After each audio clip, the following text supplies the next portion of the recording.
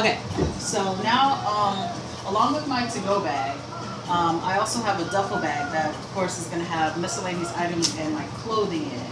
So I wanted to kind of unpack it and talk about the stuff that I have in it.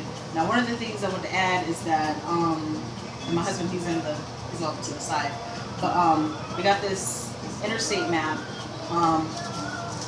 and we got the map. Basically, for like if we're traveling, road traveling, stuff like that. We were trying to find a topographical map that shows like elevation, rivers, and all that stuff, but they are very hard to find. It's very hard to find a topographical map of the state of Ohio, let alone of the United States. So if you can't find one, they come in very big books and they're very expensive, and that's something we can't necessarily carry around with us. So we got us an interstate map, just in case we need to travel around. Say if we're traveling alongside a highway or something like that. And I also have, that's going to go in the duffel bag. It's a hand saw, just a tinier version of the other hand saw that I have in the big to-go bag. But this is important, in case you're not going to take your whole to-go bag. Yeah, and that one is better for you can saw down twigs and branches and stuff, but you can also use it for animals. Say if you need to quarter animals, you don't want to use your knife, you can use that. And then I have, like I said, this is a bag of like miscellaneous and stuff. So I've got like Hebrew Care conditioner, some aspirin stuff, body wash for Mosin blends, eczema stuff, and just some spray, miscellaneous stuff. In this bag I have omega-3 vegetarian pills, thermal socks, mosquito bands, sunscreen. Definitely have that. Alright, so it was my husband's idea to get these, and these are going to be a lifesaver in the winter. You put these over, keep you warm, keep your mouth and nose warm. Pretty cool. I'm not putting it on. It's a face warmer slash mask that you can wear during the winter time. Yeah, keep your whole neck, your face, and all that stuff nice and warm. It's a little toiletry bag. It's got like mini stuff. Like this is a airline amenity kit. So now, this is it's a Frog Tog rain pouch. Rain jacket. I think it's good to have. It's waterproof. You don't want to get soaked out there. And then, of course, we have some more little beanies to keep warm. Let's see what do I have in here. Some more blankets, a little blanket. And one of the things that's really important, that's my husband's forte, is something called waders. And this is good for like when you're fishing and you need to get like in like a marshy area or something, or a creek. It's overalls. This is overalls they come with the boots, so you don't have to get anything wet. Yeah, so basically you can use it for fishing in shallow areas, because sometimes you need to fish off shore rather than being on the shore to catch fish. Also, you can use that for like if you're traveling across water, say if you need to get from one side of the stream to another. If you have waders that come up past your waist, you won't get wet, so it's good for that also. Yeah, and I forgot to mention fishing equipment, so I'm gonna let him talk about the fishing equipment that we have. Basically, I don't have the stuff on camera, but I'm just gonna sit up here and just talk about it. We basically have fishing poles. Me and her, we have our own fishing pole to fish with. We also have fish traps, which we used during this past Feast of Booths. Caught a lot of fish. All the fish were released back into the water. Also, we have a fishing net scoop that we can use to scoop up fish. And yeah, that's it when it comes to fishing. So yeah, that's fishing is important.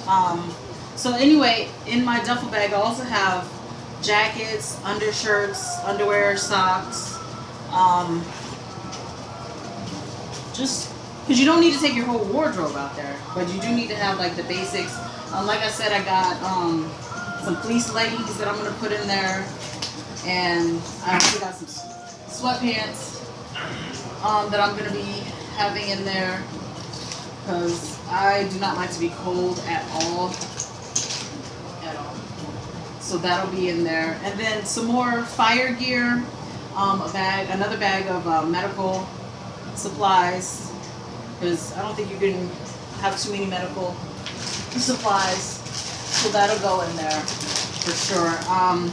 Gauze, ointment, some more thermal socks, some more gloves, another fire starter thingy, towel. So that's all that's gonna go in there. So that's pretty much, so my to-go bag is my basic thing that I'm gonna definitely always have with me at the least.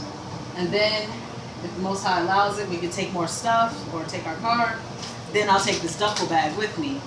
And that has some more stuff, but it's not imperative that I have all the stuff in the duffel bag.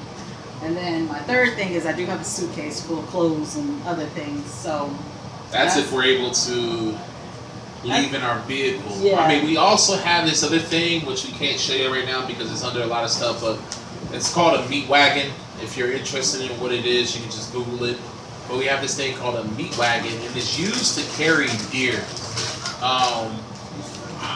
Originally, I purchased it for if we were to leave. So I imagine there could be several situations that would happen for us to leave. And there's several ways of leaving, you know.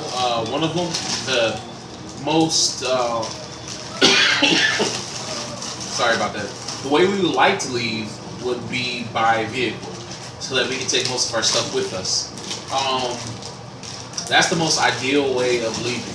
You know, us having, you know, the foresight or the Most High giving us a sign to leave, and we can leave through our vehicles, which means we can take just about everything that we have prepared for survival.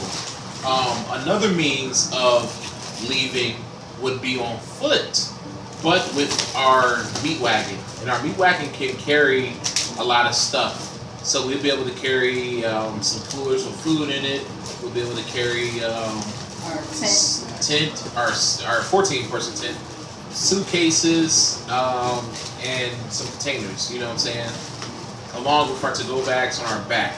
Yeah. But then the less ideal way of leaving is, or the least ideal way of leaving would be on foot without taking our meat wagon, which we're using to carry a lot of stuff.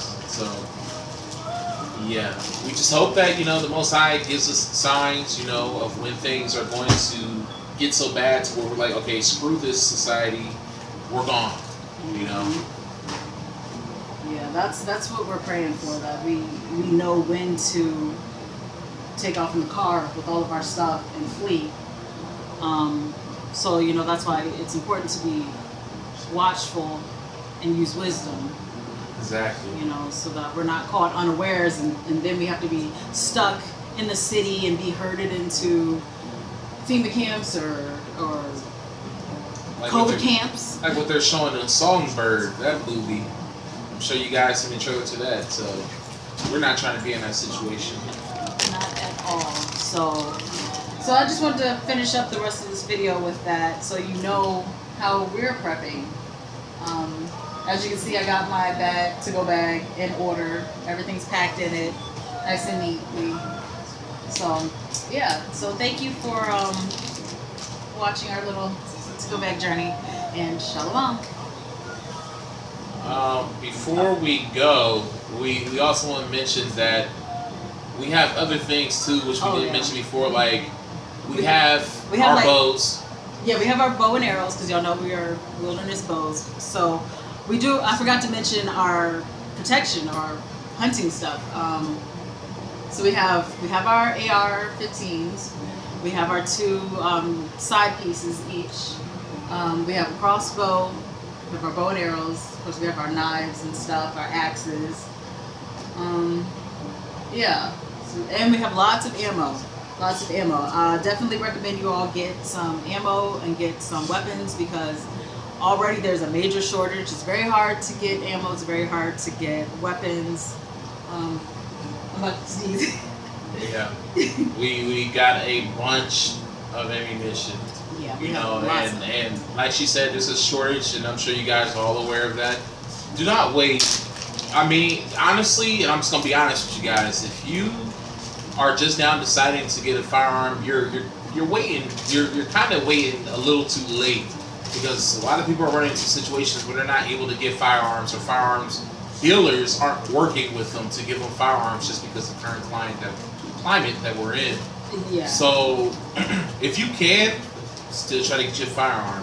Try as much as you can because I have brews that, you know, try to get their weapons and they're being told that they're not able to get them until after election times, and you don't want to be stuck in that situation. You know, you should have kind of prepared a little bit earlier for this, but you know, maybe it's better late than never if you have time. Yeah, I mean, better late than never. Seriously, I mean, it's not over until it's over. You know, so if you haven't got your firearm yet, go down there today because you can literally get it in one day. You can literally get your firearm the day of going down there and purchasing it. You could. But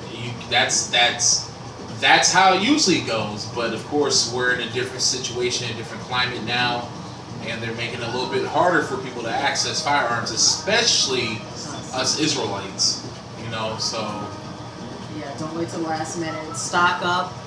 Get your non-perishable items.